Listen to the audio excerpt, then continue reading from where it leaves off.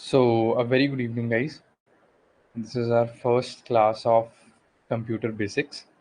Computer basics की आपकी पहली क्लास में आपका स्वागत है और उम्मीद करता हूँ जितना मैं एक्साइटेड हूँ उतना ही आप भी एक्साइटेड होंगे इस क्लास के लिए. So this is our first class जिसमें हम introduction about computers, introduction about everything समझने वाले हैं कंप्यूटर से रिलेटेड, कंप्यूटर एप्लीकेशन से रिलेटेड, उसका सिलेबस और CUET में voice. Okay, let me check. क्या मेरी आवाज़ सबको क्लियर आ रही है? गाइज मैं भी क्लास देख रहा हूँ लेकिन इसमें वॉइस बिल्कुल क्लियर है, तो प्लीज़ आप अपना ही सिस्टम चेक कर लीजिए एक बार कि आवाज़ आपको क्लियर आ रही है या नहीं आ रही. Okay fine, thank you so much. जिसको भी वॉइस की प्रॉब्लम है प्लीज़ आप एक बारी रीजॉइन भी कर सकते हैं या फिर आप एक बारी दोबारा से चेक कर लीजिए, क्योंकि मेरे पास या बाकी सब स्टूडेंट्स को सही आ रही है. तो प्लीज़ आप एक बारी अपना इंटरनेट कनेक्शन या फिर एक बारी रीजॉइन कर लीजिए इस क्लास को. सो कंप्यूटर बेसिक्स जैसे कि हमने आज शुरू करना है. This is our very first class और डेमो क्लास कह लीजिए, जो मर्जी कह लीजिए, इंट्रोडक्टरी क्लास कह लीजिए. देखिए, जब हम कंप्यूटर बेसिक्स की बात करें या कंप्यूटर एप्लीकेशन की बात करें, so what exactly is computer, हम इसी से शुरू करेंगे.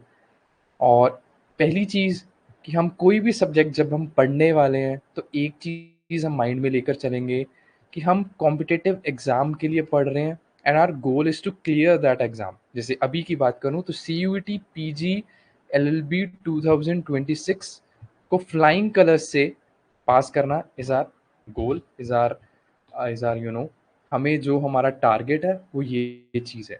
सिलेबस की जहाँ तक बात रही कि हमें क्या-क्या चीज़ें 2026 में आने वाली हैं रिलेटेड टू कंप्यूटर, तो मैंने कल भी हल्का-सा आपके साथ डिस्कस किया था. आज उसको हल्का-सा दोबारा से आपके साथ सामने रखना चाहता हूँ ताकि हमेशा क्लियर रहे कि हमें पढ़ना क्या है. जैसे सिलेबस की बात करूँ तो फंडामेंटल्स ऑफ कंप्यूटर, देखिए ये कोई मैं सेपरेट टॉपिक वाइज़ आपको नहीं कराऊँगा, आपको इससे ज़्यादा चीज़ें ही करा दी जाएँगी, लेकिन वो इवेंचुअली सब कंपाइल करके करवा दी जाएँगी. सो आपको उसी में जितनी भी अपनी ये क्लासेस होने वाली हैं, इन सभी क्लासेस में इन सारा का सारा सिलेबस से थोड़ा ज़्यादा ही करवाया जाएगा, एक स्टेप ऊपर ही रखा जाएगा. जैसे एब्रीवेशंस हो गई, शॉर्टकट कीज़ हो गई, माइक्रोसॉफ्ट विंडोज़ जिसमें पूरा ऑफ़िस में ही विंडोज़ आ जाएगा, MS एक्सेल आ जाएगा, MS वर्ड आ जाएगा, कंप्यूटर्स आ जाएगा, storage devices, hardware, software, input-output, internet, networks, website, web browsers, computer virus, computer related terms. ये वो सिलेबस है जो मेंशन्ड है. अब हम देख लेते हैं कि हमें क्वेश्चंस पूछे कैसे जाते हैं. अब ये 2025 के जो अभी लास्ट एग्जाम हुआ है, ये उसके कुछ क्वेश्चंस हैं. जैसे एग्जांपल के तौर पर PDF स्टैंड्स फॉर, एक पहला क्वेश्चन ये पूछा गया कि PDF की फुल फॉर्म क्या है, हार्ट ऑफ द कंप्यूटर किसे कहा जाता है, या फिर shortcut key to close a file, या फिर मैं और बात करूं what is the full form of RAM, random access memory. Lens function जो है वो MS एक्सेल में किस कैटेगरी को बिलोंग करता है. अच्छा, या फिर मैं shortcut key to open a new blank document in MS Word. और फोर्थ जनरेशन ऑफ कंप्यूटर की एग्जाम्पल क्या है, या 1 ज़ेटाबाइट किसके इक्वल है. ये सभी क्वेश्चंस जो आप अपनी स्क्रीन पर देख पा रहे हैं, आप अपनी लैपटॉप पर अगर आपने ज्वाइन किया है या किसी पर भी जहाँ पर भी आपने ज्वाइन किया है, ये जब आप इन पूरी क्लासेस को ले लेंगे, ये कंप्यूटर बेसिक्स की जो क्लासेस हैं हमारी, जो रहने वाली हैं 10 12 15 जितनी भी क्लासेस होंगी, आसपास 15 क्लासेस के आसपास रहेंगी. इन क्लासेस के बाद आप जब भी इन्हीं सेम क्वेश्चंस को पढ़ेंगे, जैसे ये फुल फॉर्म ऑफ TCP को पढ़ेंगे, ये shortcut key to check the grammar, जब आप इन सब क्वेश्चंस को पढ़ेंगे तो आपको पता लगेगा कि these are very very basic questions, बहुत ही बेसिक और सिंपल क्वेश्चंस पूछे गए हैं, क्योंकि हमने पढ़ लिया होगा, इतना समझ लिया होगा कि हमें कोई भी चीज़ इन क्वेश्चंस को देखकर या इनसे रिलेटेड कोई भी चीज़ पूछी जाएगी तो हमें बहुत ईजी लगेगी. देखिए, जहाँ तक बात रही अपने एग्ज़ाम की, फॉर CUET PG 2025 या ऐसा कोई भी एग्ज़ाम जो आप देने वाले हैं, वन डे एग्ज़ाम हो, कोई भी, चाहे वो आप कोई गवर्नमेंट जॉब का एग्ज़ाम देने वाले हैं, चाहे आप कोई SSC का एग्ज़ाम देने वाले हैं, कोई भी, these are all MCQ based. MCQ based का मतलब ये होता है कि आपको 4 ऑप्शंस दी जाएँगी, ए, बी, सी एंड डी। आपको इन्हीं चारों में से एक को सिलेक्ट करना है। एग्ज़ाम देखिए 2 तरह के एग्ज़ाम्स होते हैं, अगर मैं आपको इन जनरल बताऊँ। एक पहला जो एमसीक्यू बेस्ड होता है, दूसरा डिस्क्रिप्टिव। अब दोनों में डिफ़रेंस क्या है आपको ये चीज़ समझनी पड़ेगी, क्योंकि हमारा अप्रोच उसी तरह इस एग्ज़ाम को रहेगा। देखिए ये जो पहली कैटेगरी है, ये जो एमसीक्यू बेस्ड एग्ज़ाम्स हैं, जो कि हम देने भी वाले हैं, इससे अगर मैं जॉब की बात करूँ तो इंस्पेक्टर रैंक तक जॉब जो होती है वो एमसीक्यू बेस्ड आती है।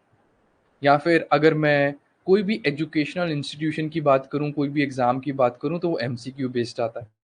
क्यों? क्योंकि हमने सिर्फ़ और सिर्फ़ एक एडमिशन लेनी है। और इंस्पेक्टर रैंक तक के अगर कोई भी एग्ज़ाम आप देते हो, एसएससी लेवल का देते हो या कुछ भी ऐसे देते हो, वो सब एमसीक्यू बेस्ड आते हैं। उसका रीज़न ये है दोस्तों कि इस लेवल तक, यहाँ तक जो हमें चीज़ करनी होती है, वो है पॉलिसी को फ़ॉलो करना या फिर ऑर्डर्स को फ़ॉलो करना। हमें पॉलिसी बनानी नहीं है, हमें सिर्फ़ फ़ॉलो करनी है। या फिर आप किसी इंस्टीट्यूशन में जाते हैं थ्रू दिस एग्ज़ाम जो कि एमसीक्यू बेस्ड है, तब भी आपको जो चीज़ करनी है वो है आगे जाके डिग्री करना, बनानी नहीं है डिग्री, पीएचडी नहीं करनी।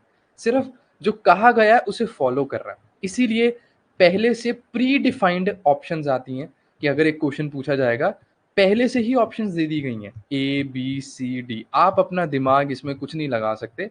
जो वहाँ पर दिया गया उसी में से एक चूज़ करना है आपको। लेकिन ये जो एग्ज़ाम्स होते हैं, जो डिस्क्रिप्टिव एग्ज़ाम्स होते हैं, यहाँ पर जो भी ऑफ़िसर या जो भी एग्ज़ाम हो रहा है, उसमें आपको पॉलिसी बनानी है। दैट मीन्स आपको ब्रेन यूज़ कर वो चीज़ खुद से डेवलप करनी है। इसीलिए वो डिस्क्रिप्टिव एग्ज़ाम है कि आप बताइए आपकी सोच क्या है? आप कैसे इस चीज़ को हैंडल करेंगे? आप इस चीज़ को कैसे सॉल्व करेंगे? इसीलिए ये सब एग्ज़ाम्स जो होते हैं वो डिस्क्रिप्टिव एग्ज़ाम्स होते हैं क्योंकि आपको पॉलिसी बनानी है और यहाँ पर आपको सिर्फ़ पॉलिसी फ़ॉलो करनी है।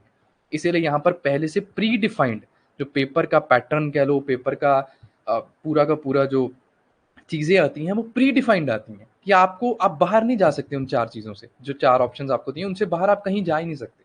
लेकिन डिस्क्रिप्टिव जो एग्ज़ाम्स होते हैं, हर एक स्टूडेंट का अलग आंसर होगा। हर एक हर एक जो भी इसे अटेम्प्ट करेगा उसका अलग-अलग एग्ज़ाम होगा। एग्ज़ाम्पल के तौर पर अगर यहाँ पर ही पूछ लिया जाए कि आप करप्शन को कैसे रोकेंगे? जस्ट फॉर एग्ज़ाम्पल कि आप करप्शन को कम करने के लिए क्या-क्या चीज़ें करेंगे? तो हर स्टूडेंट अलग-अलग वे से उसे एक्सप्लेन करेगा कि मैं ये पॉलिसी लेकर आऊँगा, मैं ये लॉज़ को स्ट्रिक्ट कर दूँगा, मैं इसको ऐसा कर दूँगा, मैं इसको वैसा कर दूँगा, मैं लेजिस्लेटिव लॉज़ को और स्ट्रिक्ट कर दूँगा, मैं इसके अगेंस्ट पनिशमेंट को बढ़ा दूँगा, एक्स, वाई, ज़ेड। यहाँ पर अगर आपसे यही चीज़ पूछ ली जाए कि करप्शन को कैसे कम कर सकते हैं, तो पहले से प्री डिफाइंड बताया जाएगा। एक ऑप्शन दे दी जाएगी कि हम लेजिस्लेटिव लॉज़ को स्ट्रिक्ट कर देंगे। दूसरी ऑप्शन दे दी जाएगी कि हम पनिशमेंट और स्ट्रिक्ट कर देंगे, बढ़ा देंगे। तीसरी ऑप्शन दे दी जाएगी कि मैं सेमिनार्स ऑर्गेनाइज़ करूँगा कि सब लोगों को अवेयरनेस हो सके। चौथी ऑप्शन दे दी जाएगी कि जिन्होंने अभी तक करप्शन की है, उनको बहुत हार्श पनिशमेंट दी जाए, ताकि कोई भी और ऐसी चीज़ करने की हिम्मत ना करे।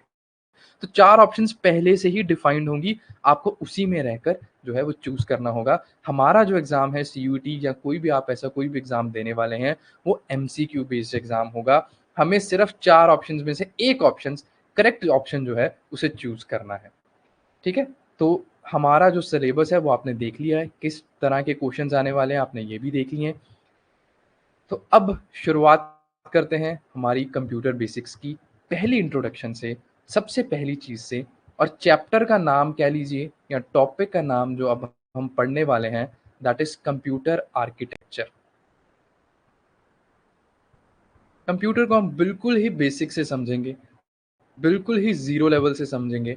आप में से अगर किसी ने कभी भी कंप्यूटर नहीं पढ़ा इन पास्ट में या आप आगे पढ़ने भी नहीं वाले, तो these classes would be very beneficial for you और ये सफिशिएंट होंगी आज तक मतलब जितनी भी हम क्लासेस लेंगे, तो ये आपके लिए पूरी सफिशिएंट होंगी। आगे आपको कभी भी समझने की या पढ़ने की ज़रूरत नहीं होगी, सब चीज़ें इसी में करवा दी जाएँगी।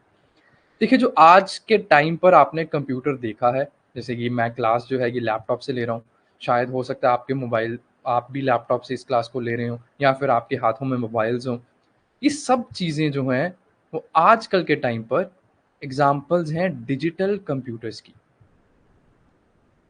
डिजिटल कंप्यूटर्स वो कंप्यूटर्स होते हैं which works on the principle of bits and bytes, 0 1 machine language के ऊपर डिजिटली काम करते हैं। देखिए, जो पहला कंप्यूटर था, जो सबसे पहले शुरुआत होती है कंप्यूटर की, वो एज एन अबेकस होती है। अबेकस, उम्मीद करता हूँ आपको पता होगा। अबेकस जो होता है वो कुछ ऐसा दिखता है। ये रोमन टाइम का अबेकस है। और बेसिकली अबेकस का मोटिव क्या है, या फिर आज तक के कंप्यूटर का भी मोटिव क्या है? Just to calculate. हम सिर्फ और सिर्फ कैलकुलेशन के लिए ही कंप्यूटर को यूज कर रहे हैं, आज भी और पुराने टाइम पर। अर्थमेटिकल ऑपरेशंस कंप्यूटर जो है वो सिर्फ और सिर्फ इसी के लिए यूज हो रहा है। तो कंप्यूटर सिर्फ एक ही लैंग्वेज समझता है, मशीन लैंग्वेज, जिसको मैं अभी आपको समझाऊंगा भी क्या होता है। सो आज जो हम कंप्यूटर यूज कर रहे हैं, that are example of digital computers. Based on the size के हिसाब से कौन सा कंप्यूटर कितना बड़ा है और कितनी परफॉर्मिंग कैपेबिलिटी उसमें है, कंप्यूटर्स को 4 कैटेगरीज में डिवाइड किया जाता है। सबसे मोस्ट पावरफुल और सबसे बड़ा जो कंप्यूटर होता है वो होता है सुपर कंप्यूटर। सुना आपने कभी नाम सुपर कंप्यूटर? सबसे पावरफुल अगर कोई कंप्यूटर होता है, वेरी पावरफुल, तो वो होता है सुपर कंप्यूटर। ठीक है। क्रिटिकल से क्रिटिकल प्रॉब्लम्स को सॉल्व करने के लिए जो यूज किया जाता है ना, वो सुपर कंप्यूटर यूज किया जाता है। अब कहाँ होता है? जैसे यूएसए के पास है, सबसे पहला सुपर कंप्यूटर यूएसए ने बनाया था। इंडिया के पास है, प्रत्युष एक कंप्यूटर है, सुपर कंप्यूटर है, इंडिया के पास है। कहाँ यूज किया जाता है? जैसे आईएमडी यूज करती है Indian meteorological department. Weather conditions को अगर हमने मेजर करना है, देखना है, वेदर फॉरकास्ट करना है, सैटेलाइट्स के साथ काम करना है, आईटीसी यूज करती है। ठीक है। या फिर एयरलाइन ट्रैफिक को कुछ यूज करना है, एयरपोर्ट्स पर यूज करना है। एयरपोर्ट पर नहीं यूज किया जाता, लेकिन उनके पास सुपर कंप्यूटर्स होते हैं वो सारी के सारे डाटा को प्रोसेस करने के लिए। That are super computers. जो सबसे पावरफुल आज के टाइम पर सुपर कंप्यूटर्स हैं वो ये हैं। इनका साइज बहुत बड़ा होता है। ये पूरे मतलब आप मान लीजिए पूरे रूम की तरह एक सुपर कंप्यूटर्स होता है। बहुत सारा काम करने के लिए काम आते हैं। जैसे यूट्यूब का अपना एक सुपर कंप्यूटर होता है, अमेजोन का अपना सुपर कंप्यूटर है, फेसबुक का अपना सुपर कंप्यूटर है, क्योंकि डाटा इतना ज़्यादा प्रोसेस कर रहा है कि नॉर्मल कंप्यूटर प्रोसेस उसे नहीं कर सकता। सबसे पहली टाइप इज सुपर कंप्यूटर, जो सबसे बड़े कंप्यूटर्स होते हैं। इनके बाद जो इनके नीचे थोड़े से छोटे इनसे आते हैं, वो आते हैं मेन फ्रेम कंप्यूटर्स। ये सब डिजिटल कंप्यूटर्स की टाइप है based on the size. Main frame computers भी बहुत पावरफुल होते हैं। ऐसा नहीं है कि ये पावरफुल नहीं, लेकिन हल्का सा सुपर कंप्यूटर से नीचे होते हैं। मतलब जो काम सुपर कंप्यूटर बहुत इजीली कर सकता है, वो ये उतना इजीली नहीं कर सकता। मेन फ्रेम कंप्यूटर्स जो होते हैं वो इन अ फिक्स्ड कैबिनेट होते हैं, मतलब जहां पर वो लगा दिए गए वो फिक्स्ड कैबिनेट में होते हैं। वो भी रूम्स में, बड़े बड़े रूम्स में ऐसे फिक्स्ड कैबिनेट में लगा दिए जाते हैं। और हल्के से, जैसे जितना सुपर कंप्यूटर बड़ा उतना बड़ा तो नहीं होता, ना ही उतना कैपेबल होता है, लेकिन इनसे सुपर कंप्यूटर से थोड़ा सा छोटा होता है और कम कैपेबल होता है। फिर इसके नीचे जो इनसे छोटे कंप्यूटर्स आते हैं वो आते हैं मिनी कंप्यूटर्स, जो मेन फ्रेम कंप्यूटर से कम कैपेबल हैं। ये शुरू हुए थे 1970s में, मिनी कंप्यूटर्स। ठीक है। मतलब आजकल के कंप्यूटर इन्हें मत समझ लेना, आजकल तो लैपटॉप कंप्यूटर बहुत ही स्मॉल इन साइज आता है, लेकिन ये उनसे थोड़े से बड़े हैं। मतलब आजकल के कंप्यूटर से बड़े हैं, मेन फ्रेम से छोटे हैं, आजकल के कंप्यूटर से काफ़ी बड़े हैं। और 1970s में इन्हें शुरू किया गया था। और मिनी फ्रेम कंप्यूटर जो होता है वो हल्का सा कम कैपेबल होता है मेन फ्रेम कंप्यूटर से। आज के टाइम पर अगर मैं बात करूं, तो आज के टाइम पर these computers are used as server computers. Main frame computer और मिनी कंप्यूटर जो है वो as a server computer use किया जाता है। Now what is a server computer? आपके मन में क्वेश्चन आ सकता है कि सर सर्वर क्या होता है? हमने बहुत सुना भी है और देखा भी है, कई कई बारी इंटरनेट पर वेबसाइट को असेस करते हैं तो वहां पर आता है सर्वर इज डाउन, या सर्वर खराब है, या सर्वर में कोई प्रॉब्लम है। देखिए, सर्वर जो होता है ना, सर्वर एक्चुअली में वो कंप्यूटर होता है। जो उसका असली वर्ड है, सही वर्ड है, that is server computer. Now एक छोटी सी एग्जांपल लूंगा। लेट्स से एग्जांपल हम ले लेते हैं, यूट्यूब की एग्जांपल ले लेते हैं, क्योंकि यूट्यूब तो हम सब यूज करते हैं, उम्मीद करता हूँ सब करते ही होंगे। अब यूट्यूब की एग्जांपल ले लेते हैं। आपने यूट्यूब ओपन किया, आपने मोबाइल पर, लैपटॉप पर ओपन किया, जैसे मैंने भी ओपन किया, तो आपको ऐसी बहुत सारी वीडियोस, आपको बहुत सारा डाटा सब दिखना शुरू हो जाता है। जैसे लेट्स से आपने अपना ही चैनल गैरी अमृतसरिया ओपन किया, तो यहाँ पर आपको सारा डाटा जो है वो दिखना शुरू हो जाएगा, वीडियोस जो हैं वो दिखनी शुरू हो जाएंगी।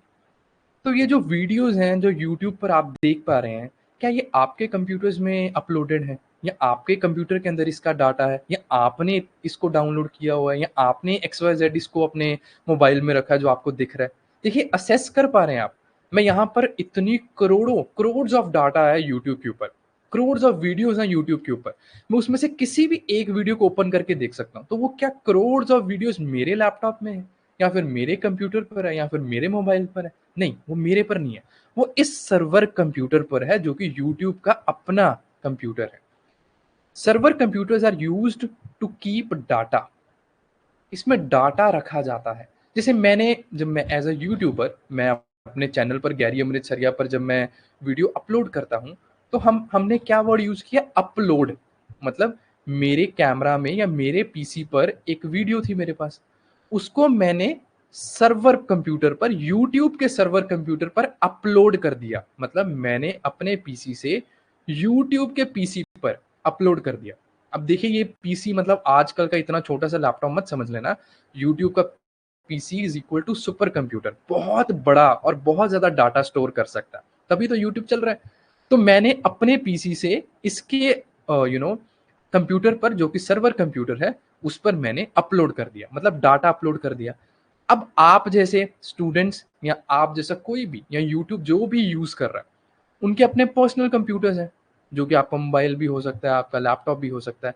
इनको कहा जाता है क्लाइंट कंप्यूटर्स। क्या कहा जाता है? Client computers. यही क्लाइंट कंप्यूटर्स बस सर्वर कंप्यूटर से डाटा उसको यूज करने हैं।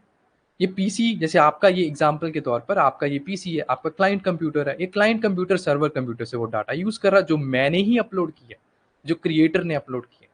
सो दीज आर सर्वर कंप्यूटर्स। अब मान लीजिए आपने CUET की वेबसाइट को असेस किया, ऐसे हर एक का अपना अपना सर्वर कंप्यूटर होता है। CUET का अपना सर्वर कंप्यूटर होता है, तभी तो आप उसकी वेबसाइट ओपन कर पा रहे हैं। तो आप अपने क्लाइंट कंप्यूटर से आपने CUET के सर्वर कंप्यूटर पर वो डाटा असेस किया। मान लीजिए कि अब इसी सर्वर कंप्यूटर में कोई प्रॉब्लम आ गई, वो फॉल्ट कुछ भी हो सकता है।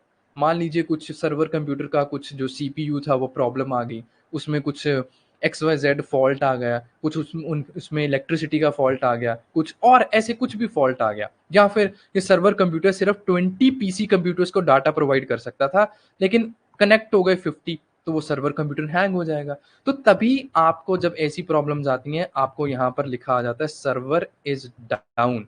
मतलब आपका जो कंप्यूटर है, जो सर्वर कंप्यूटर है, जो आपको डाटा जिसने प्रोवाइड करना था, वो खराब हो चुका है। वो डाटा उतना प्रोवाइड आपको कर ही नहीं रहा, कर ही नहीं पा रहा, या फिर आपके पीसी को डाटा प्रोवाइड नहीं कर पा रहा, बिकॉज ऑफ XY रीजन। वो कुछ भी रीजन हो सकता है। हो सकता है कि सर्वर कंप्यूटर में कुछ फॉल्ट आ गया, वो सर्वर कंप्यूटर आपके कंप्यूटर को हैंडल नहीं कर पा रहा, डाटा नहीं दे पा रहा, तो उसका मतलब ये है। तो बस मैं आपको यही चीज समझाने की कोशिश कर रहा हूँ कि ये जो मैंने दो कैटेगरीज ऑफ कंप्यूटर लिखा यहाँ पर, मेन फ्रेम कंप्यूटर और मिनी कंप्यूटर्स, ये आजकल ज्यादातर companies as a server computer ही यूज करती हैं, सिर्फ डाटा स्टोर करने के लिए ही यूज किया जाता है। हालांकि सर्वर कंप्यूटर एक छोटा सा पीसी भी हो सकता है, मतलब आपका अपना पर्सनल पीसी भी एक सर्वर कंप्यूटर बन सकता है, या फिर it can go up to super computer. कोई एक सुपर कंप्यूटर भी एक सर्वर कंप्यूटर बन सकता है। करना क्या, करना तो सिर्फ डाटा स्टोर है ना। तो अब मान लीजिए आपने यूट्यूब के सुपर सर्वर कंप्यूटर पर से डाटा असेस कर लिया, अब उसको आप डाउनलोड करना चाहते हैं, तो आप डाउनलोड करके वीडियो देख लीजिए। तो आपने वो डाउनलोड कहाँ से किया? आपने उसके सर्वर कंप्यूटर से डाउनलोड किया। अपलोड करेंगे तब भी उसके सर्वर कंप्यूटर पर ही अपलोड करेंगे। आई जस्ट होप कि आपको ये क्लियर हो गया होगा। और last category of computer based on the size, after super computer, after mini main frame computer, after mini computer, जो कि फोर्थ कैटेगरी आ जाती है, वो है माइक्रो कंप्यूटर्स। जो आजकल के कंप्यूटर्स हैं, हम आजकल के जो भी कंप्यूटर्स यूज़ कर रहे हैं वो माइक्रो कंप्यूटर्स की कैटेगरी में आते हैं। माइक्रो कंप्यूटर्स कैसे? जैसे डेस्कटॉप, इनके बारे में भी बात करेंगे अभी हम। जैसे डेस्कटॉप कंप्यूटर्स होते हैं, ठीक है, आपके लैपटॉप्स होते हैं, आजकल के लैपटॉप्स, नोटबुक्स होती हैं। नोटबुक कंप्यूटर्स भी आपने सुना होगा। ये सैमसंग आई थिंक, ये पता नहीं कौन सी कंपनी बहुत ज़्यादा प्रमोट करती है नोटबुक कंप्यूटर्स को। टैबलेट एक माइक्रो कंप्यूटर होता है। स्मार्टफोन जो आप यूज़ कर रहे हैं, एक ये एक माइक्रो कंप्यूटर है। इनफैक्ट साइंटिफिक कैलकुलेटर, अगर आपने देखा हो, अगर आप में से कोई भी इंजीनियरिंग बैकग्राउंड से हो या आपके पेरेंट्स या आपने कोई भी इंजीनियर देखा हो, वो एक कैलकुलेटर यूज करते हैं जिसे साइंटिफिक कैलकुलेटर कहा जाता है। आप कहेंगे तो मैं आपको कल दिखा भी दूंगा। तो वो scientific calculator is also a micro computer. क्यों? क्योंकि वो भी अर्थमेटिक और लॉजिक ऑपरेशन दोनों परफॉर्म कर रहा है। कैसे पता लगेगा कि कोई चीज माइक्रो कंप्यूटर है कि नहीं है? ए, वो अर्थमेटिक ऑपरेशंस परफॉर्म कर रहा है कि नहीं कर रहा है। बी, वो लॉजिकल ऑपरेशंस परफॉर्म कर रहा है कि नहीं कर रहा। अगर वो ये चीज़ें कर रहा है तो वो एक माइक्रो कंप्यूटर है। और ये सभी चीज़ें, desktop computer, laptop, notebook, tablet, smartphone, scientific calculator, all these are micro computers. ठीक है? तो मतलब ये चार कैटेगरीज मैंने आपको लिखवाई बेस्ड ऑन द साइज। सबसे पहला सुपर कंप्यूटर, दूसरा मेन फ्रेम कंप्यूटर, तीसरा मिनी कंप्यूटर और चौथा माइक्रो कंप्यूटर। आजकल हम जो यूज कर रहे हैं वो माइक्रो कंप्यूटर है।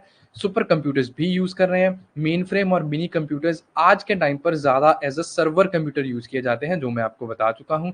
इन्हीं रीजन के कारण सर्वर डाउन, जिसे हम कहते हैं, टेक्निकल टर्म है कंप्यूटर में, सर्वर डाउन। तो मतलब हमारे जो कंप्यूटर है जिसमें डाटा सारा स्टोर्ड है वो खराब हो चुका है, इसीलिए आपको हम डाटा नहीं प्रोवाइड कर पा रहे। अच्छा, शायद आप में से कोई जानना चाहे कि व्हाट आर नोटबुक कंप्यूटर्स।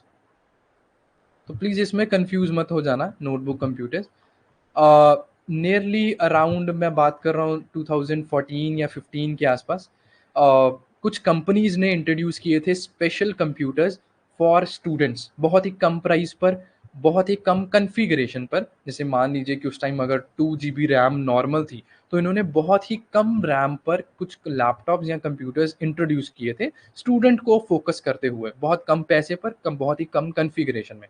लेकिन वो फेल हो गया प्रोजेक्ट, कुछ चला ही नहीं, क्योंकि वो इतनी कम कन्फिगरेशन थी कि स्टूडेंट्स ने ज़्यादा प्रेफर नहीं किया। सब स्टूडेंट्स कहते थे कि अपने पेरेंट्स को कहते थे, ले अब मैं नोटबुक कंप्यूटर लूंगा, मुझे सबसे महंगा लेके दो, गेमिंग कैसे खेलूंगा, वाई सिटी गेम कैसे खेलूंगा, मैं सैलेंड्रियस गेम कैसे खेलूंगा। तो बच्चों ने प्रेफर ही नहीं किया, उन्होंने कहा लेंगे तो हम महंगा लेंगे, नहीं तो छोड़ो। तो वो फेल हो गया प्रोजेक्ट, ज़्यादा काम किया नहीं। तो आज के टाइम पर ये notebook computers as a laptop computers ही बिक रहे हैं। उन्होंने कॉन्फ़िगरेशन बढ़ा दी, पैसा बढ़ा दिया, एज़ अ लैपटॉप कंप्यूटर्स ही बिक रहे हैं। बस वो नाम नोटबुक यूज़ कर लेते हैं। जब पहली बार इंट्रोड्यूस किया गया था तो वो स्टूडेंट्स के लिए इंट्रोड्यूस किया था। आई just hope I am clear and Audible, और यहाँ तक जो भी हमने समझा है वो आपको समझ आ गया होगा। एक और चीज़ बहुत ज़्यादा नाम यूज़ किया जाता है, दैट इज़ पर्सनल कंप्यूटर। देखिए, मैं एक चीज़ हमेशा हर स्टूडेंट को कहता हूँ कि कोई भी चीज़ अगर समझनी है तो सबसे पहले उसकी लिटरल इंटरप्रिटेशन कीजिए। सबसे पहले लिटरल इंटरप्रिटेशन का मतलब ये है कि उसके वर्ड को समझिए, वो कहना क्या चाहता है। पर्सनल का मतलब ये है जो अपना खुद का कंप्यूटर है, खुद का, मेरा खुद का। जैसे ये मान लीजिए, ये लैपटॉप से मैं क्लास ले रहा हूँ, जो आप जिससे आप ये क्लास देख पा रहे हैं, आप अपने मोबाइल से ले रहे होंगे। तो ये मेरा पर्सनल कंप्यूटर है, मेरा पर्सनल लैपटॉप है। और पर्सनल कंप्यूटर का मतलब भी यही होता है, जो आपके खुद का पर्सनल कंप्यूटर है वो आपका पर्सनल पीसी है। वो अलग बात है कि हम आज के टाइम पर हर कंप्यूटर को एज अ पीसी ही कहने लग गए हैं। मतलब एग्जाम्पल के तौर पर आपकी कंप्यूटर लैब में भी अगर कंप्यूटर लगा तो हम उसे भी पीसी कहने लग गए। नहीं, वो पीसी नहीं है, जो आपका पर्सनल कंप्यूटर है वो पीसी है। ये जो वर्ड है ये फर्स्ट टाइम यूज किया गया था 1962 में, इन न्यूयॉर्क टाइम मैगजीन थी। और तब नए नए कंप्यूटर्स, मतलब वो छोटे कंप्यूटर्स, माइक्रो कंप्यूटर्स इंट्रोड्यूस हुए थे, हो रहे थे, एक रेवोल्यूशन आ रही थी। तो उस टाइम पर न्यूयॉर्क टाइम्स की मैगजीन में ये पहली बारी वर्ड यूज़ किया गया था, दैट इज़ पर्सनल कंप्यूटर। जिसमें एग्जांपल के तौर पर आपका डेस्कटॉप कंप्यूटर आ सकता है, आपका लैपटॉप आ सकता है, आपकी नोटबुक आ सकती है, लेकिन इसमें आपका साइंटिफिक कैलकुलेटर्स या फिर मोबाइल फ़ोन्स नहीं आते, ये याद रखना। आपका मोबाइल या फिर आपका साइंटिफिक कैलकुलेटर पर्सनल कंप्यूटर नहीं है। इवेंचुअली तो देखिए मोबाइल ने मोबाइल ही रहना है। वो अलग बात है कि वो उस तरह का इतने ज़्यादा कैपेबल बना दिए गए हैं आजकल के मोबाइल्स या फ़ोन, इतना ज़्यादा एडवांस कर दिया गया है कि वो मतलब एक माइक्रो कंप्यूटर का काम करने लग गया है। इसलिए हमने उसे माइक्रो कंप्यूटर की कैटेगरी में डाल दिया। लेकिन तब भी वो कभी कंप्यूटर नहीं बन सकता। Personal computer is only personal computer, उसमें डेस्कटॉप, लैपटॉप्स ही आएँगे। हाँ, मोबाइल्स इतने ज़्यादा कैपेबल हो चुके हैं कि हम उन्हें माइक्रो कंप्यूटर कह सकते हैं, लेकिन पर्सनल कंप्यूटर नहीं कह सकते। तो आई जस्ट होप यहाँ तक आपको क्लियर होगा। किसी का कोई भी डाउट है वो मुझसे पूछ सकता है। चैट बॉक्स आपके लिए हमेशा ओपन है, जैसे कि मैं हर क्लास में कहता हूँ, इस क्लास में भी कहूँगा। दूसरी बात, आप में से कुछ स्टूडेंट्स का डाउट था नोट्स को लेकर कि सर नोट्स कैसे बनाने हैं या नहीं, या क्या चीज़ें हैं। तो देखिए, अगर आप जेन्युइनली कुछ चीज़ समझना चाहते हैं, पढ़ना चाहते हैं और लाइफ में एक्सेल करना चाहते हैं, तो आप अपने हैंड रिटन नोट्स ज़रूर बनाइएगा।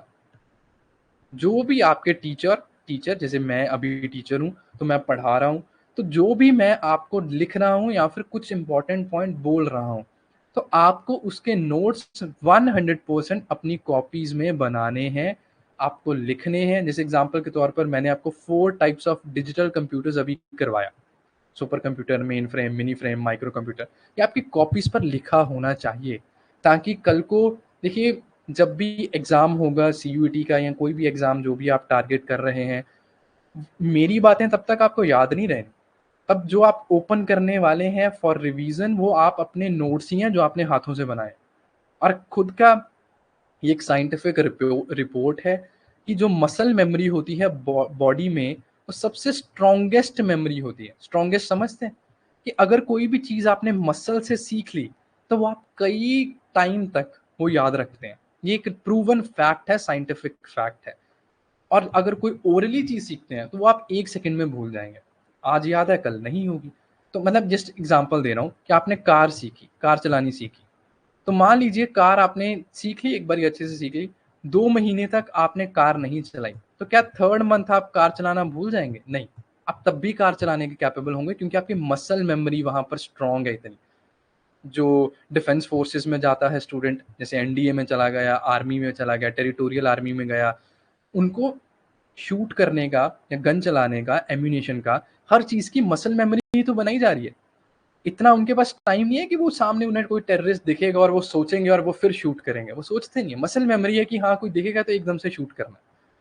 तो मसल मेमोरी डेवलप करो, और वो कैसे होगा आपके लिए एज अ स्टूडेंट, कैसे डेवलप होगा?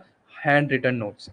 हाथों से नोट लिखोगे, वो चीज़ बार-बार लिखोगे, तो मसल मेमोरी बनती जाएगी। नहीं लिखोगे तो आज याद है, कल भूल जाओ। इसलिए नोट्स बनाने बहुत ज़्यादा ज़रूरी है। उम्मीद करता हूँ मैंने आपका ये डाउट आंसर कर दिया होगा। इसके अलावा कुछ आप पूछना चाहते हैं तो पूछ सकते हैं। वापस आ जाते हैं डिजिटल कंप्यूटर्स पर। अभी हमने सिर्फ टाइप्स पढ़ी हैं डिजिटल कंप्यूटर्स की, लेकिन what exactly is a digital computer जो आज हम यूज़ कर पा रहे हैं? शायद आप में से किसी ने पहले ये सुना होगा या पढ़ा होगा। नहीं सुना तो कोई बात नहीं, मैं आपको समझा देता हूँ।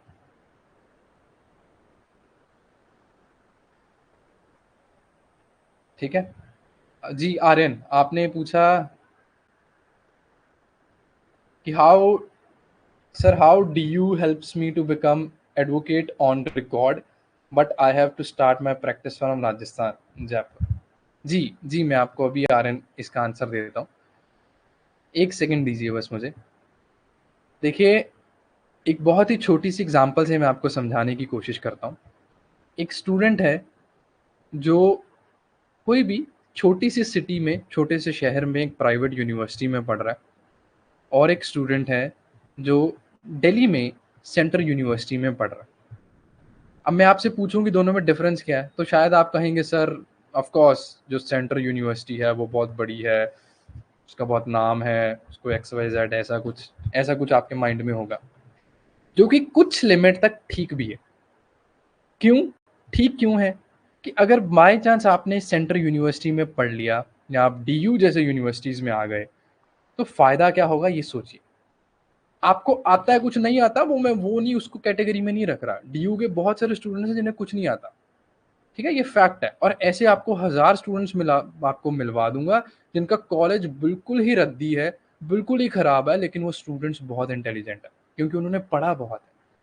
तो अब देखिए, मान लीजिए आप एक एवरेज स्टूडेंट हैं जिसका नाम है बी, और मान लीजिए एक स्टूडेंट है जिसका नाम है बी, जो कि एवरेज स्टूडेंट है, और ए बहुत ही इंटेलिजेंट स्टूडेंट है।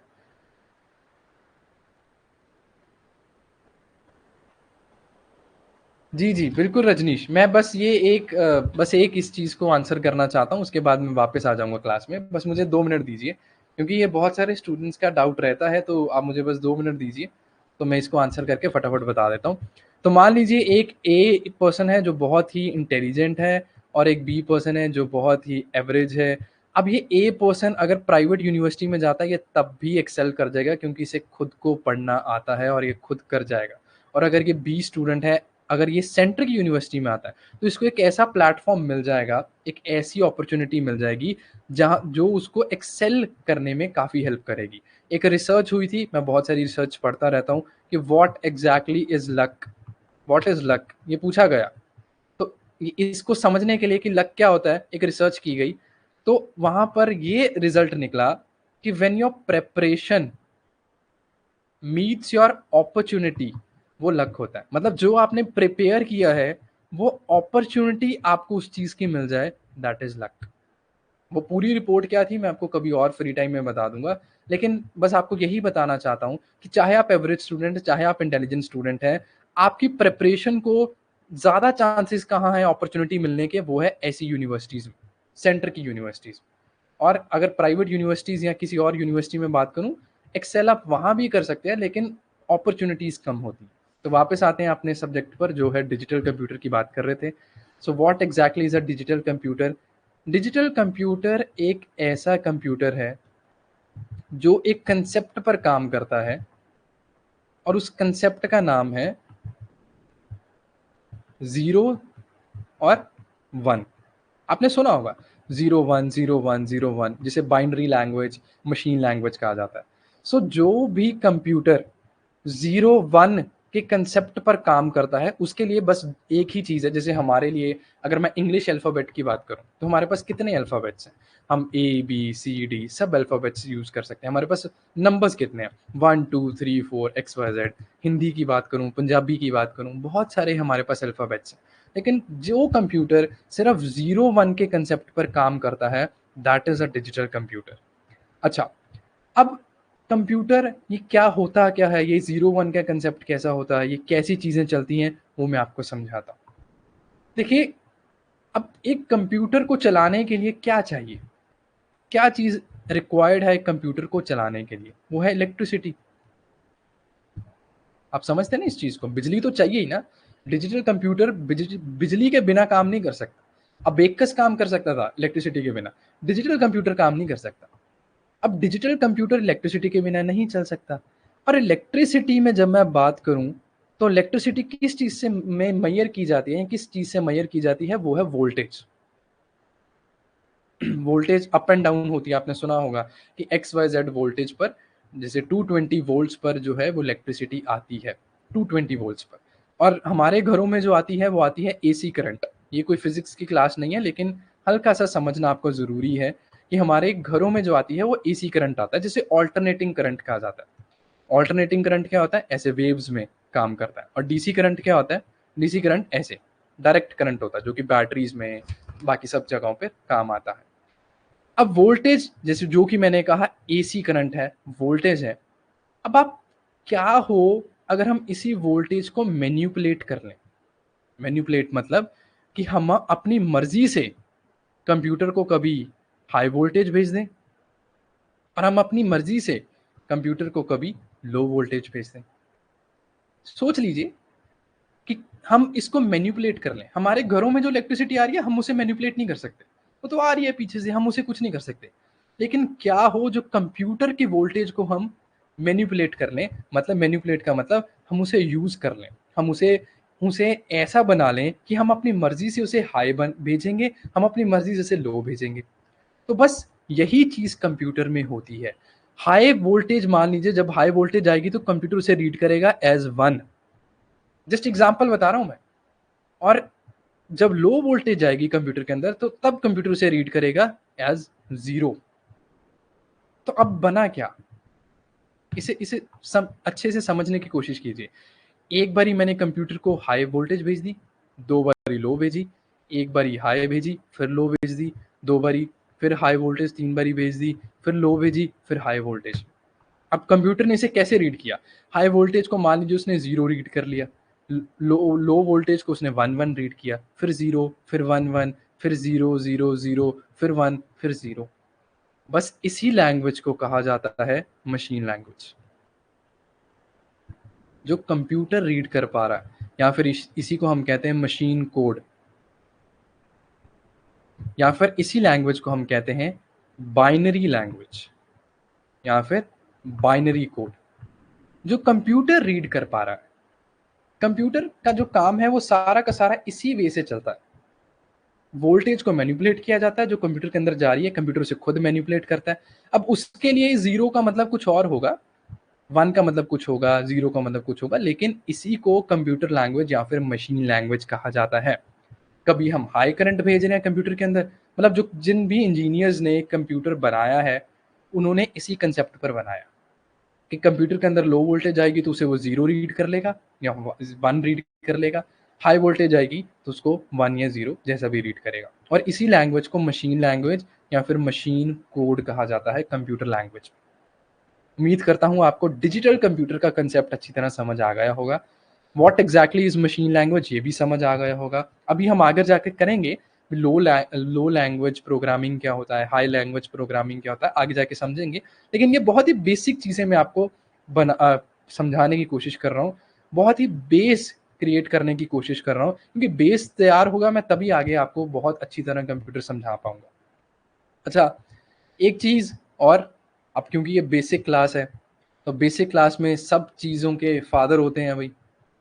तो कंप्यूटर के फादर कौन होते हैं? जल्दी से मुझे कमेंट बॉक्स में लिखकर बताइए अगर आपको पता है तो, क्योंकि बहुत ही बेसिक क्वेश्चन है, उम्मीद करता हूँ आपको आता होगा। नहीं आता तो कोई बात नहीं, मैं अभी 2 मिनट में बता दूंगा। अगर आपको आता है तो प्लीज़ कमेंट बॉक्स में लिख दीजिए, मैं भी देखना चाहता हूँ कि आप कितने अवेयर हैं, क्योंकि ये तो बहुत ही बारी पूछा गया और बहुत ही लोगों को पता होता है कि who is known as father of computers.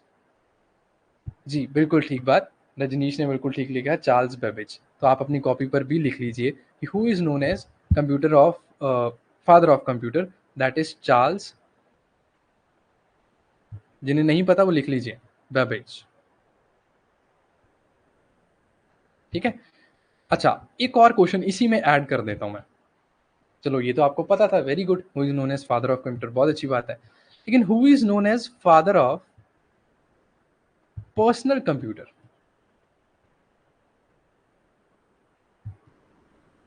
जो पीसी की हम बात कर रहे हैं, who is known as father of personal computer? Personal computers के फादर किसे कहा जाता है? चार्ल्स बेबेज तो ऑल ओवर कंप्यूटर के फादर को कहा जाता है, उनके पितामह है ये। तो पर्सनल कंप्यूटर के पितामह कौन है? लिख लीजिए अगर आपको नहीं पता, that is Edward Roberts. Edward Roberts को फादर ऑफ पर्सनल कंप्यूटर कहा जाता है।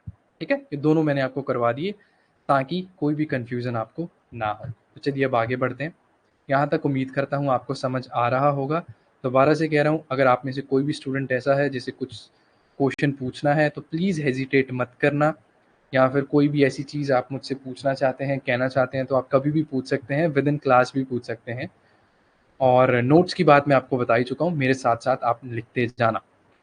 तो देखिए, आज का जो कंप्यूटर है, मतलब आज का नहीं, आजकल तो लैपटॉप्स आ चुके हैं, लेकिन ये जो ऐसा कंप्यूटर होता है, ये मॉनिटर हो गया, डेस्कटॉप हो गया, ये एक बॉक्स सा खड़ा होता है यहाँ पर, ये एक माउस होता है।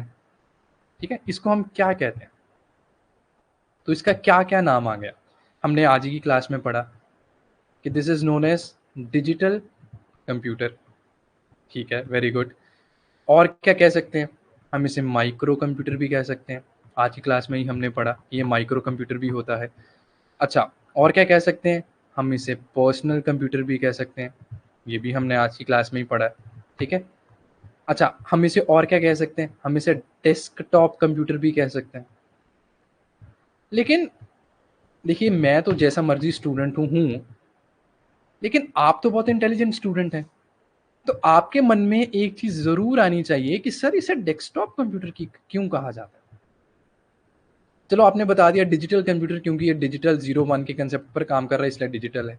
माइक्रो बता दिया क्योंकि छोटा है साइज में। पर्सनल बता दिया क्योंकि खुद का है।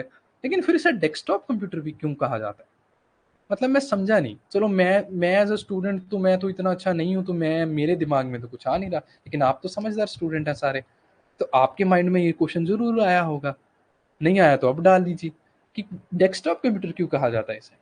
वो इसलिए कहा जाता है क्योंकि जब एक कंप्यूटर स्टार्ट होता है ना, जब एक कंप्यूटर को हम ऑन करते हैं, तो सबसे पहली विजिबल चीज, विजिबल स्क्रीन जो होती है एक पीसी में या एक कंप्यूटर में, वो डेस्कटॉप होता है। सबसे पहले आप देखा होगा, सबसे पहले जो ऑन होता है या दिखता है सामने, वो डेस्कटॉप ही दिखता है। इसलिए इसका नाम डेस्कटॉप कंप्यूटर भी डला। ठीक है, उम्मीद है आपको पता लगा होगा। देखिए इस पूरे कंप्यूटर को हम डेस्कटॉप कंप्यूटर कहेंगे। तो अब आप प्लीज जरा कमेंट बॉक्स में एक्टिव हो जाइए और आपने सब आंसर करने हैं जो आपको पता है। सबसे पहली चीज जो मैं आपसे पूछने वाला हूं वो ये है कि इसे क्या कहते हैं। बहुत ही बेसिक क्वेश्चन है, मतलब ये तो बच्चे को भी पता होगा। इसे क्या कहते हैं? जल्दी से कमेंट बॉक्स में लिखिए। जैसे आपने एक पीसी कंप्यूटर देखा होगा, तो ये जो ऐसे बड़ी सी स्क्रीन होती है, इसे हम क्या कहते हैं? पहला क्वेश्चन ये है। दूसरा, ये क्या चीज होती है? तीसरा, ये क्या होता है? और फोर्थ, ये क्या होता है? तो आप सब स्टूडेंट्स का मुझे जो कमेंट आ रहे हैं वो यही आ रहे हैं कि ये जो पहली विजिबल चीज होती है इसे हम मॉनिटर कहते हैं, जो कि बिल्कुल ठीक बात है। तो ये जो पहली स्क्रीन जो विजिबल होती है इसे हम मॉनिटर कह सकते हैं, और भी नाम होते हैं इसका। डिस्प्ले कहते हैं इसे, हम वीडीयू भी कहते हैं। वीडीयू की फुल फॉर्म होती है विजुअल डिस्प्ले यूनिट। तो ये तीनों नाम इसी के होते हैं। ठीक है। अच्छा, सेकंड सेकंड आपने क्या बोला? ठीक है जी। दूसरी चीज आपने बोली this is known as keyboard, जो कि बिल्कुल सही बात है। दिस इज अ कीबोर्ड, आप जानते हैं, हम पढ़ेंगे इनपुट आउटपुट डिवाइसेस में पढ़ेंगे। थर्ड आपने क्या बताया? थर्ड आपने बताया सीपीयू। आप सबके मुझे जो कमेंट्स आ रहे हैं वो आ रहे हैं कि ये जो चीज है ये सीपीयू है। देखिए अब आप कंप्यूटर पढ़ रहे हैं, आपने बहुत अच्छी तरह कंप्यूटर सीख लेना है, और बहुत अच्छी तरह आप सीख जाएंगे इस इन क्लासेस के बाद। तो एक एज अ टीचर मेरी आपसे रिक्वेस्ट रहेगी कि कभी भी इसको सीपीयू मत कहना, क्योंकि ये सीपीयू नहीं होता। 1% भी ये सीपीयू नहीं होता। सीपीयू इसके अंदर लगी होती है एक छोटी सी चिप, आईसी चिप होती है, उसे हम सीपीयू कहते हैं। ये जो होता है ये सीपीयू नहीं कहते। वो ठीक है, मैं मानता हूँ लोगों ने इसका नाम एज अ शॉर्ट फॉर्म में सीपीयू रख दिया, पता नहीं क्यों, लेकिन ये सीपीयू नहीं होता। इसका जो नाम है, बहुत अलग अलग नाम होते हैं। जैसे इसे हम कैबिनेट कह सकते हैं, इसको हम सिस्टम टावर कहते हैं या सिस्टम यूनिट कहते हैं, इसको हम सिस्टम टावर कहते हैं। जो सीपीयू होता है वो इसके अंदर एक चिप लगी होती है, छोटी सी चिप होती है, उसे हम सीपीयू कहते हैं। ये सीपीयू नहीं होता। तो आज के बाद इस कैबिनेट को, सिस्टम यूनिट को, सिस्टम टावर को प्लीज सीपीयू मत कहना। सीपीयू क्या होता है, क्योंकि हम इतने डिटेल में सीपीयू को समझने वाले हैं, आप तब समझ जाएंगे कि एक्चुअली में सीपीयू क्या होता है। लोगों ने सिर्फ वो शॉर्ट फॉर्म में कह लो या ऐसे जल्दी कुछ बोलने में, जैसे एग्जांपल के तौर पर ये आपका टीवी है, तो टीवी को कंट्रोल करने के लिए आप चीज यूज करते हैं, एक डिवाइस यूज करते हैं जिसे हम कॉमन लैंग्वेज में कहते हैं रिमोट। ठीक है, रिमोट। रिमोट का अगर मैं आपसे पूछूं लिटरल मीनिंग क्या होता है या फिर इंग्लिश मीनिंग क्या होता है, वो मुझे बताइए जल्दी से। एक रिमोट का मतलब क्या होता है? इंग्लिश मीनिंग, मतलब मैं आपसे ये पूछ रहा हूँ कि English meaning, what is the meaning of remote? जिसे हम कहते हैं, जैसे हम टीवी कंट्रोल करते हैं, वो प्रोजेक्टर्स कंट्रोल करते हैं, लैपटॉप्स तो नहीं, लेकिन बाकी सब चीज़ें जो कंट्रोल हो सकती हैं इंफ्रारेड रेस से। रिमोट का मतलब क्या होता है, बस मैं आपको इतना पूछ रहा हूँ। देखिए रिमोट का लिटरल इंटरप्रिटेशन अगर मैं करूँ क्या होता है, उसका मतलब होता है डिस्टेंस। ये हम कहते हैं ना रिमोट डिस्टेंस, कि बहुत दूर का डिस्टेंस। आपने इंग्लिश में सुना होगा ये वर्ड, रिमोट डिस्टेंस, मतलब बहुत दूर का डिस्टेंस। तो मतलब मैं समझा नहीं कि डिस्टेंस यूज कर रहा हूं मैं, मतलब इस टीवी को कंट्रोल करने के लिए, मतलब क्या सेंस बनी इस चीज की? रिमोट का मतलब तो डिस्टेंस ही हुआ, तो मैं डिस्टेंस यूज कर रहा हूँ टीवी को कंट्रोल करने के लिए। कोई सेंस नहीं बन रही इस चीज की, कोई नहीं। जैसे आपने मुझे बताया कि ये सीपीयू है, इसकी भी कोई सेंस नहीं बन रही। वैसे ही ये जो डिवाइस यूज किया जाता है टीवी को कंट्रोल करने के लिए, उसका एक्चुअल नाम होता है रिमोट कंट्रोल डिवाइस। ये इसका एक्चुअल नाम है, रिमोट कंट्रोल डिवाइस। मतलब समझ रहे हो इसका? मतलब मान लीजिए यहां पर आपके टीवी में और आपके रिमोट में 20 फीट का डिफरेंस है, मान लीजिए डिस्टेंस है।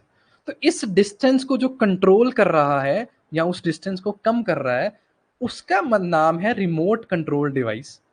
ठीक है, जो अपने टीवी को कंट्रोल कर रहा है। लेकिन हमने इसका नाम क्या रख दिया? रिमोट। भाई रिमोट का मतलब तो क्या डिस्टेंस, हम डिस्टेंस थोड़ी यूज कर रहे हैं टीवी को, टीवी से। इस मतलब मैं सिर्फ आपको ये समझाने की कोशिश कर रहा हूँ कि कैसे हमने चीजों के नाम जो है वो खुद बदल दिए हैं। ऐसे आपको ढेर सारी एग्जांपल दे सकता हूँ, आपको भी पता होंगी, जो आप डेली लाइफ में यूज करते हैं। तो ऐसे ही हमने अब से इसको सीपीयू नहीं कहना, सीपीयू इसके अंदर होता है। हमने इसे कैबिनेट या सिस्टम यूनिट या सिस्टम टावर ही कहना है। सीपीयू इसे कोई नहीं कहेगा आज के बाद। ठीक है, तो अब थोड़ा सा कैबिनेट को और ज्यादा डिस्कस कर लेते हैं। What exactly is a cabinet? ठीक है, ड्राइंग्स पर मत जाना मेरी, ना ही हैंडराइटिंग पर जाना, बस आप कंसेप्ट समझने की कोशिश करना। तो इसको हमने क्या बोला अभी? हमने इसे बोला कैबिनेट। एक बक्सा सा होता है, बॉक्स सा होता है, आपने देखा ही होगा। ठीक है, कैबिनेट कह लो, सिस्टम यूनिट कह लो, सिस्टम टावर कह लो, जो मर्जी कह लो। इसके अंदर 3 इंपॉर्टेंट चीजें होती हैं।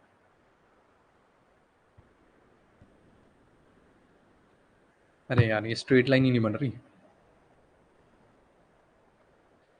इसके अंदर 3 इंपॉर्टेंट चीजें होती हैं। सबसे पहली चीज, जिसे हम कहते हैं मदरबोर्ड।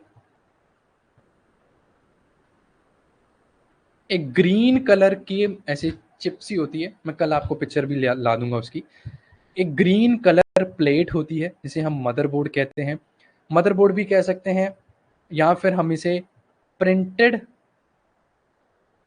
सर्किट बोर्ड भी कह सकते हैं। ठीक है, जिसे हम नॉर्मली कहते हैं पीसीबी। तो इस टावर के अंदर, इस कैबिनेट के अंदर, एक सिस्टम यूनिट के अंदर जो सबसे इंपॉर्टेंट चीज, one of the most important चीज होती है, वो होती है मदरबोर्ड। एक ग्रीन कलर की चिप, ग्रीन कलर का ऐसे प्लेट होती है, चिप नहीं कहूंगा उसे मैं, प्लेट होती है, बड़ी सी प्लेट होती है, वो मदरबोर्ड होती है। वही सबसे इंपॉर्टेंट चीज है एक पीसी में, ग्रीन कलर की होती है।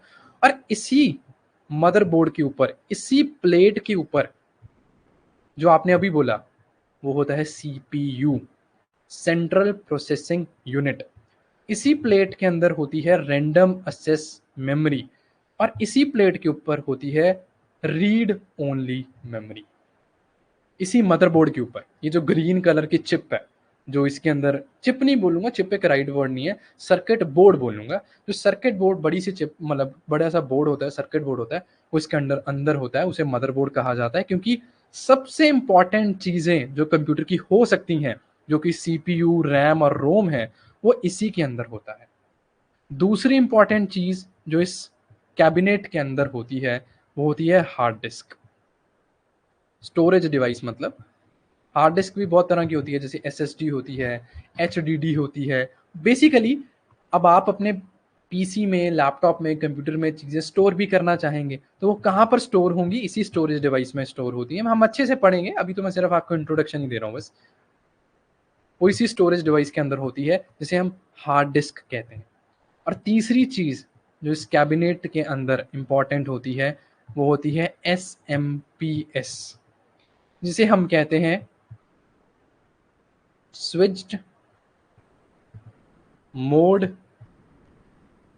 Power supply. एक स्विच होता है, और इस स्विच का काम क्या होता है? कुछ नहीं काम होता है। देखिए पीछे से, जो पीछे से लाइव वायर आ रही है हमारे घरों में, कौन सा करंट आ रहा है? वो आ रहा है एसी करंट। लेकिन हमारे लैपटॉप को, कंप्यूटर को, हर एक डिवाइस को जो करंट चाहिए वो है डीसी। तो वो कौन सा डिवाइस है जो इस एसी को डीसी में कन्वर्ट कर रहा है, वो ये कंप्यूटर में होता है एसएमपीएस। इसका काम इतना ही है, करंट को कन्वर्ट करना है एसी टू डीसी, बस that's it. Switched mode power supply जो कन्वर्ट कर रहा है एसी टू डीसी में। क्लियर है? यहां तक उम्मीद करता हूं आपको बहुत सारी चीजें जो हैं वो क्लियर हो गई होंगी। ठीक है, अब देखिए हमने पढ़ लिया साइज के बेस पर कितने कंप्यूटर्स होते हैं, डिजिटल कंप्यूटर्स होते हैं। लेकिन अब हम पढ़ने वाले हैं कि जनरेशन्स के बेस पर कितने कंप्यूटर्स होते हैं, कितने टाइप्स ऑफ जनरेशन्स जो हैं वो पीसी अभी तक बने हैं। जैसे first generation, second generation, third generation, fourth generation, fifth generation. अभी तक in total 5 generation of computer बन चुके हैं। तो सबसे पहला जो बना that is first generation computer.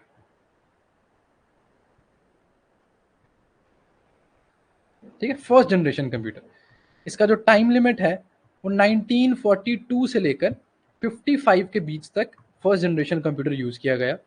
Time बिल्कुल भी इंपॉर्टेंट नहीं है, सिर्फ नॉलेज के लिए बता रहा हूँ, ऐसे रट्टे मत मारने लग जाना, क्रैम मत करने लग जाना कंप्यूटर्स को। ठीक है, लेकिन टाइमलाइन को क्रैम मत करने लग जाना, ये हमारा कोई भी मतलब गोल नहीं है। क्या गोल है मैं आपको समझाता हूँ। देखिए फर्स्ट जनरेशन कंप्यूटर जो थे, एक चीज और मैं आपको ये समझाने से पहले बता देना चाहता हूँ, कंप्यूटर जितना पुराना होगा वो उतना ही साइज में बड़ा होगा। मतलब जितना वो कम कैपेबल होगा, जितना वो पुराना होगा, वो उतना ही लार्ज इन साइज होगा। तो जैसे जैसे टेक्नोलॉजी बढ़ती जा रही है, जैसे जैसे हम चीज़ों को आगे फॉरवर्ड लेकर जा रहे हैं, हम चीज़ों को छोटा करते जा रहे हैं। मतलब फर्स्ट जनरेशन कंप्यूटर सबसे बड़ा होगा साइज में, लार्जेस्ट इन साइज। और वहीं अगर मैं बात करूं फिफ्थ जनरेशन कंप्यूटर की, जो कि फाइनल लेटेस्ट कंप्यूटर है, वो सबसे छोटा इन साइज है, क्योंकि हमने इतने बड़े कंप्यूटर की पावर एक छोटी सी चीज में डाल दी। ठीक है, तो इसको माइंड में रखना। तो जो फर्स्ट जनरेशन ऑफ कंप्यूटर्स होते हैं, उन्होंने वैक्यूम ट्यूब्स यूज की। अभी मैं दिखाता हूं आपको वैक्यूम ट्यूब्स क्या होती है। वैक्यूम ट्यूब्स यूज की फॉर सर्किट, मतलब सर्किट बनाने के लिए वैक्यूम ट्यूब्स यूज की। स्टोरेज के लिए इन्होंने जो यूज किया वो थे पंच कार्ड्स। अभी मैं दिखाता हूं आपको, अभी आप लिख लीजिए बस। वो थे punch cards, paper tapes, storage के लिए। ठीक है, इनकी जो स्पीड थी वो किस में मेजर की जाती थी, जैसे हर कंप्यूटर की एक स्पीड होती है, इसकी जो स्पीड थी वो मिली सेकेंड्स में मेजर की जाती थी, मिली सेकेंड्स में। और ये जो लैंग्वेज यूज करते थे, अभी देखिए लैंग्वेज, अब लैंग्वेज से कंफ्यूज मत होना, अभी बस लिख लीजिए, मैं आपको कमिंग क्लासेस में समझा दूंगा कि लैंग्वेज कितने टाइप्स की होती है और क्या चीज होती है। जो ये जो लैंग्वेज यूज करते थे वो करते थे लो लेवल लैंग्वेज। कंफ्यूज मत हो जाना, मैं आपको समझाऊंगा लो लेवल लैंग्वेज क्या होता है। ठीक है, और सबसे इंपॉर्टेंट चीज जहां से आपको क्वेश्चन आना है वो है इनकी एग्जांपल्स। तो आप एग्जांपल्स को अच्छी तरह लिख लीजिए। फर्स्ट जनरेशन कंप्यूटर की एग्जांपल लिखिए सबसे पहली, इनैक। ठीक है, ये पहला कंप्यूटर था, मतलब अगर मैं आपसे पूछूं कि सबसे पहला कंप्यूटर कौन सा बना तो वो इनैक ही था। ठीक है, इनैक। आगे लिखिए EDVAL। ये सब कंप्यूटर्स के नाम है जो उस टाइम पे बने, मैं सिर्फ आपको उनकी एग्जांपल्स लिखवा रहा हूँ, फर्स्ट जनरेशन एग्जांपल। दूसरा लिखिए यूनिवैक। ठीक है, तीसरा लिखिए IBM 701, मॉडल का नाम है IBM 701। तीसरा लिखिए मार्क 1।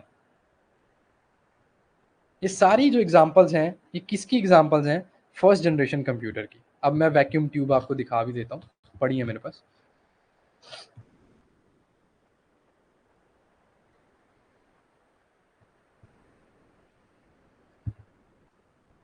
चलिए जी, वो स्लाइड जो है वो गुम हो चुकी है, मिलेगी तो मैं आपको दिखा दूंगा वैक्यूम। ठीक है, फर्स्ट जनरेशन कंप्यूटर हमने पढ़ लिया। इनके बाद जो अगले टाइम पीरियड में इनसे ऊपर जनरेशन, डेवलप्ड जनरेशन आई, वो आई सेकेंड जनरेशन ऑफ कंप्यूटर्स। इसकी टाइमलाइन क्या रहेगी दोस्तों? 1956 से लेकर 1969 तक जो आपकी गेम्स हैं, जैसे GTA वाई सिटी हो गया, GTA सैन एंड्रियास हो गया, वो पुराने टाइम पर एक गेम मैंने बड़ी बचपन में खेली है। रोड रैश बड़ी खेली है मैंने, सुपर मारियो खेली है, पर वो तो वीडियो गेम्स में खेली है मैंने सुपर मारियो। बहुत सारी ऐसे कॉन्ट्रा गेम आती थी एक, और ऐसे बहुत सारी एग्जाम गेम्स आती थी। वो अभी भी इन सब में नहीं खेल सकते, ये बताने वाला हूँ। अभी ये ऐसे कंप्यूटर इतने डेवलप नहीं हुए कि ये खेल सके। तो सेकेंड जनरेशन ऑफ कंप्यूटर्स ने क्या यूज़ किया?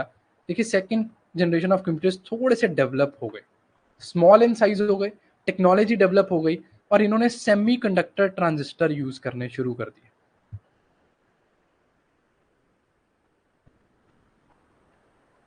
ट्रांजिस्टर्स, ठीक है।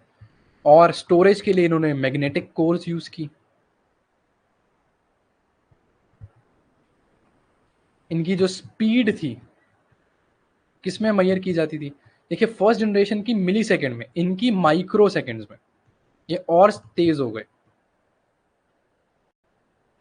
और इनमें जो लैंग्वेज यूज की जाती है वो यूज की जाती है असेंबली लैंग्वेज।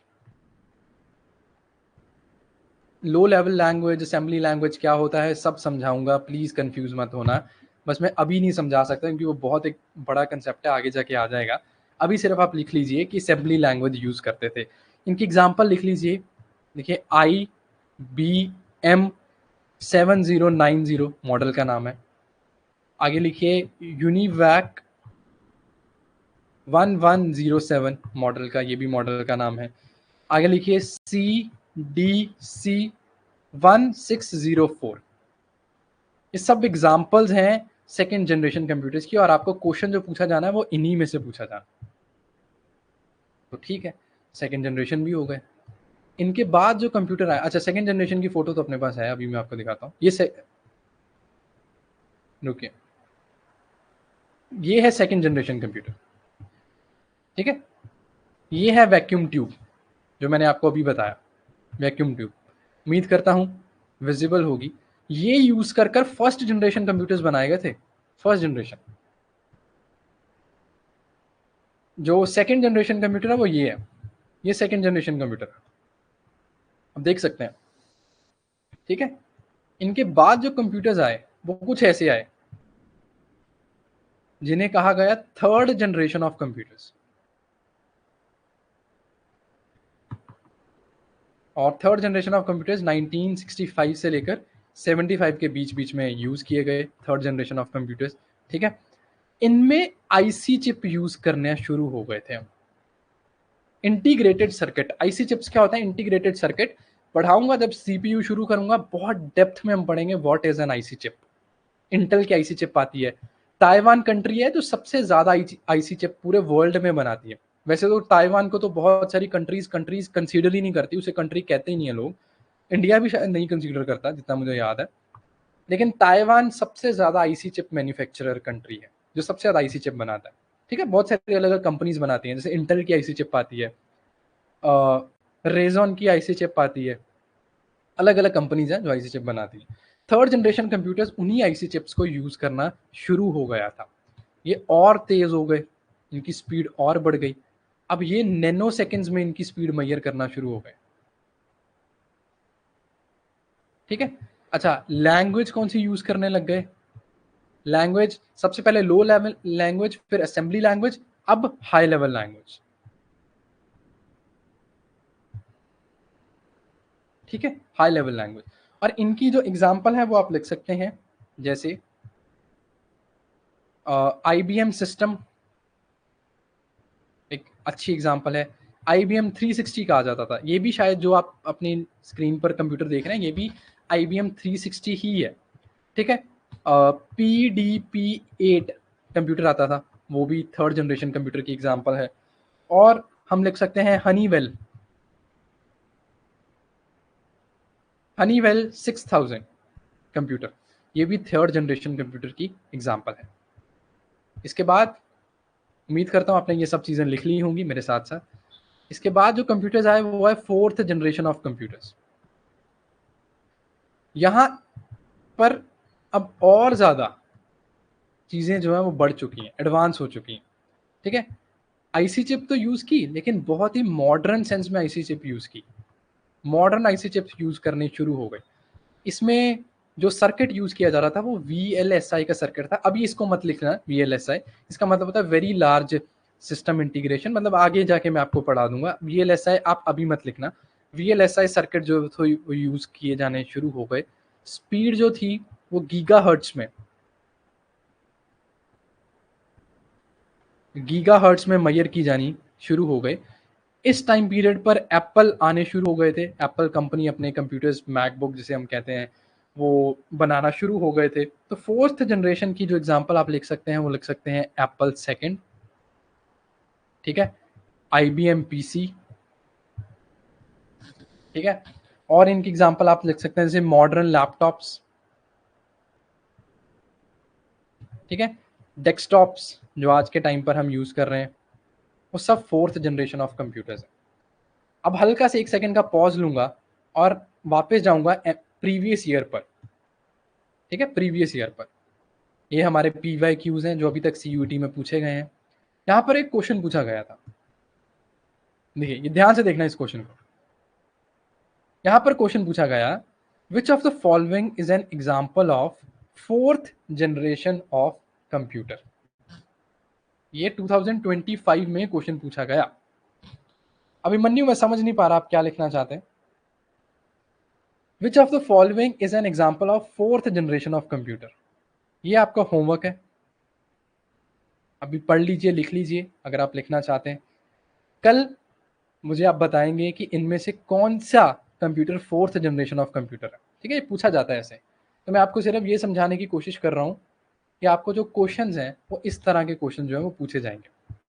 लास्ट जो आजकल की फाइनल जनरेशन है, that is fifth generation of computers, जो हम आज के टाइम पीरियड पर, या फिर आप ऐसा कह लीजिए जो सबसे लेटेस्ट कंप्यूटर्स हैं, वो फिफ्थ जनरेशन ऑफ कंप्यूटर्स है। 1990 में इंट्रोड्यूस हुए थे और प्रेजेंट टाइम तक हम इसे यूज कर रहे हैं। इनमें क्या ऐसा डिफरेंट है कि एआई ड्रिवन कंप्यूटर्स है, आर्टिफिशियल इंटेलिजेंस के साथ जो है ये कंप्यूटर्स आते हैं। अल्ट्रा लार्ज इनमें आईसी चिप्स लगाई जाती है। और इनकी एग्जांपल, जैसे मैं आपको कोई भी एग्जांपल दे सकूं, तो आजकल के जितने भी सुपर कंप्यूटर्स हैं वो फिफ्थ जनरेशन कंप्यूटर्स हैं, या फिर जितने भी क्वांटम कंप्यूटर्स हैं, जितने भी क्वांटम कंप्यूटर्स हैं वो सब फिफ्थ जनरेशन ऑफ कंप्यूटर्स हैं, ठीक है। एआई पावर्ड, अच्छा गूगल का एक डीप माइंड कंप्यूटर है, गूगल्स डीप माइंड कंप्यूटर, ये भी फिफ्थ जनरेशन कंप्यूटर है, ठीक है। आईबीएम वॉटसन, ये भी एक फिफ्थ जनरेशन कंप्यूटर है।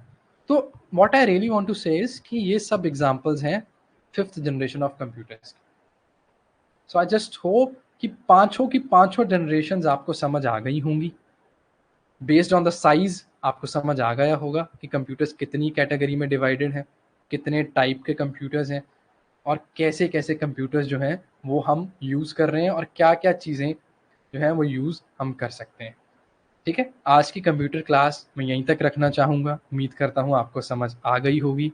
कुछ भी डाउट है मैं 1 मिनट 2 मिनट वेट करूँगा आपका, आपके डाउट्स के लिए।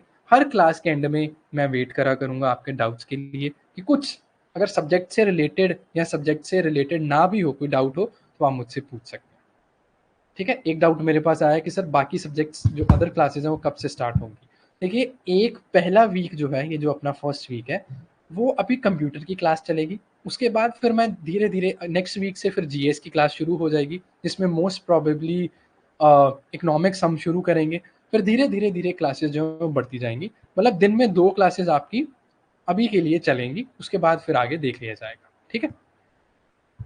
इसके अलावा कोई आपका और जो भी डाउट है आप मुझसे पूछिए।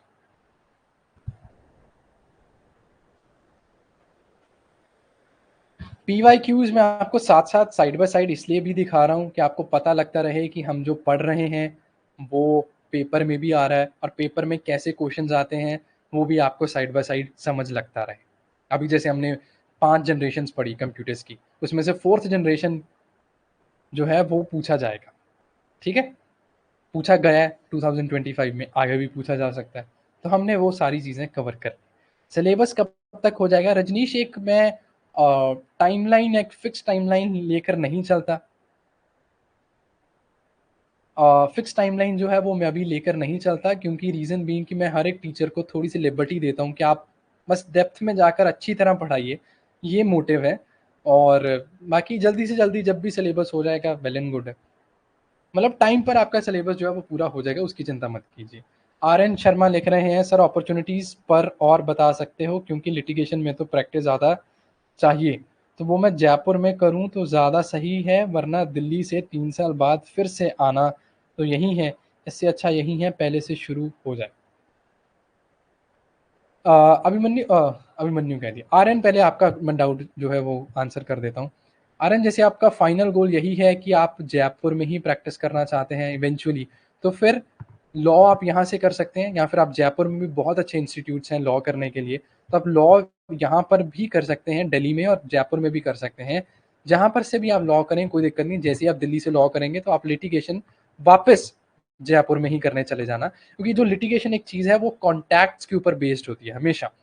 आपके कोर्ट में कितने कॉन्टैक्ट्स हैं, आपके जज साहब के साथ कितने कॉन्टैक्ट्स हैं, आपके लोगों के साथ कोर्ट में कितने और वकीलों के साथ कॉन्टैक्ट्स हैं, वकील साहब के साथ कितने कॉन्टैक्ट्स हैं, यही सब चीज़ों के ऊपर जो वकालत होती है, लिटिगेशन होती है, वो बेस्ड होती है। तो शुरू से जहाँ पर भी आप रहेंगे, वहाँ पर ही हमेशा आपके कॉन्टैक्ट्स बनेंगे। तो आप जैसे ही लॉ कहीं से भी करें, आप वापस अपनी कोर्ट जयपुर में चले जाना और जो है वो आप वहाँ पर जाके प्रैक्टिस करना, ताकि आपके वहाँ पर कॉन्टैक्ट्स बनते जाएँ। बस ये सबसे इम्पोर्टेंट है।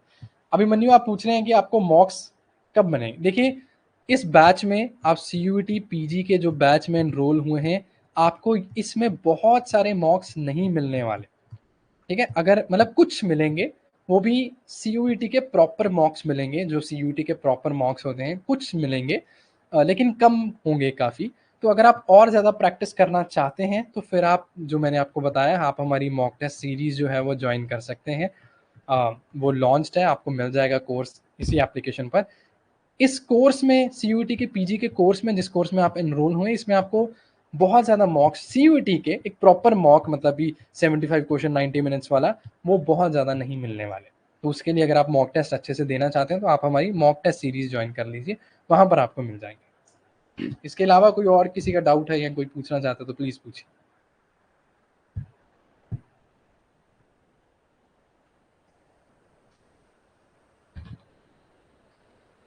सो मुझे लगता है आप सबके शायद डाउट्स जो हैं वो क्लियर हो चुके हैं।